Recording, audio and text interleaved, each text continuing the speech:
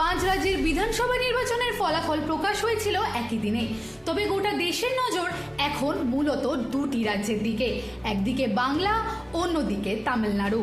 বাংলায় বইছে পরিবর্তনের হাওয়া। দীর্ঘ 15 বছরের তৃণমূল শাসনের অবসান ঘটিয়ে 200-রও বেশি আসন নিয়ে একক সংখ্যাগরিষ্ঠতা পেয়েছে বিজেপি। খাস কলকাতার ভবানীপুরে খোদ মমতা বন্দ্যোপাধ্যায়ের পরাজয় বাংলার রাজনীতিতে এক নতুন যুগের সূচনা করেছে। কিন্তু বাংলার এই পালা বদলের আবহে দক্ষিণ ভারত থেকেও ভেসে আসছে এক অন্য লড়াইয়ের খবর। তামিলনাড়ুতে এবার লড়াইটা সরাসরি রাজভবন বনাম থালাপথে বিজয়ের দল টিভিকে ঘিরে। রাজনীতিতে পা দিয়েই বাজিমাত করেছেন দক্ষিণের সুপারস্টার বিজয়। 108টি আসন জিতে তামিলের বৃহত্তম শক্তি হিসেবে উঠে এসেছে তার দল। কিন্তু মসনদে বসার ঠিক আগেই দেওয়াল হয়ে দাঁড়িয়েছেন খোদ রাজ্যপাল। বিজয়ের দাবি সত্ত্বেও রাজ্যপাল তাকে সরকার গড়তে ডাক না দিয়ে আগে সংখ্যাগরিষ্ঠতা প্রমাণের শর্ত দিয়েছেন। ম্যাজিক ফিগার 118 থেকে মাত্র 10টি আসন দূরে থাকা বিজয় শপথ গ্রহণ নিয়ে বর্তমানে টানাপোড়েনে তামিল রাজনীতি। এই অনড় অবস্থানকে কেন্দ্র করে শুরু হয়েছে আইনি ও সাংবিধানিক বিতর্ক। ও রাজ্যের রাজ্যপালের এই অনড় অবস্থানের তীব্র বিরোধিতা করেছেন দেশের প্রবীণ আইনজীবী তথা সংবিধান বিশেষজ্ঞ Kapil Sibal. The Sarkaria Commission says if there is a pre-poll alliance which has a majority, then the leader of the pre-poll alliance will be asked to form the government. If there is no pre-poll alliance, then the leader of the largest party, which has the support of others, will form the government. Then if there is a post-poll alliance which have a majority, then the post-poll alliance, leader of the post-poll alliance, will form the government. These are the recommendations of the Sarkaria Commission, and I'm talking about way back in 1983 to 1998 when these recommendations were made. They say a pre-poll alliance or coalition commanding a majority. That's option number 1 for the governor. The single largest party with support of others, option number 2. A post-election coalition with all partners joining government, option number 3. And a post-election alliance with some parties' support from outside, number 4. Right? So, at this point in time, no single party has the majority.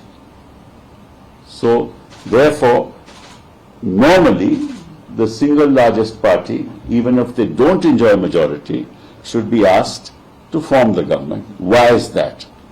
The reason is very simple, that the test of majority is not in the domain of the office of the governor. Governor cannot test as to who has the majority. So the governor willy-nilly has to ask the largest single party and the leader of that party to come and form the government.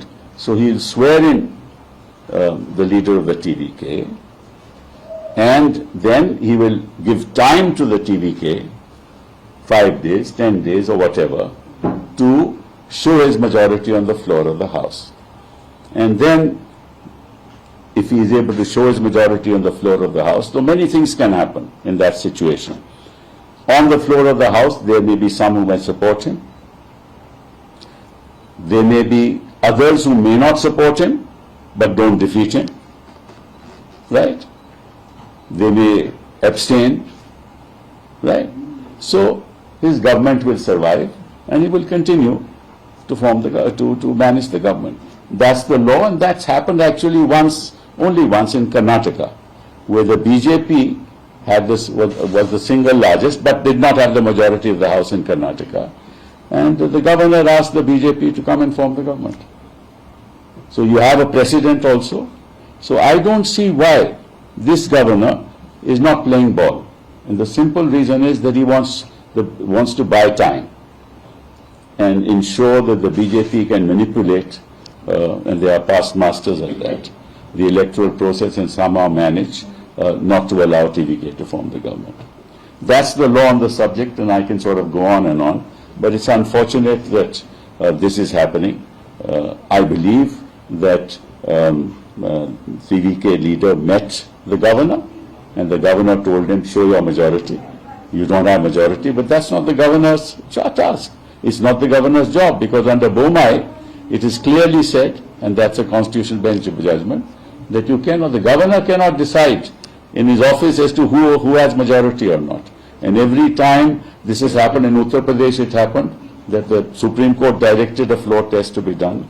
I've myself argued several cases of this nature. So it's unfortunate, and I wanted to bring it to the notice of this government, of the people of my country, that if this is the way governors are going to behave, then we might as well say goodbye to norms and goodbye to democracy. So can Vijay move the court immediately? Can we take a legal action in this scenario? No. By the time the legal action is taken, in fact, more time will be spent. You go and file a petition, then they will come and say, we'll file a reply, then arguments will take place, then 2 months shall pass, that gives enough time to the BJP. This is not right. Okay, so when can we take that action?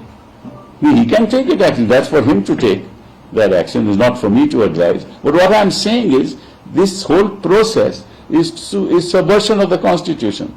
If you force a party, which has the single largest majority in the House, to go to court and seek a judgment of the court, that's actually buying into what the BJP wants. So the governor should do their duty. And the president, if the governor is not doing his duty, dismiss him. But who has the courage to do that?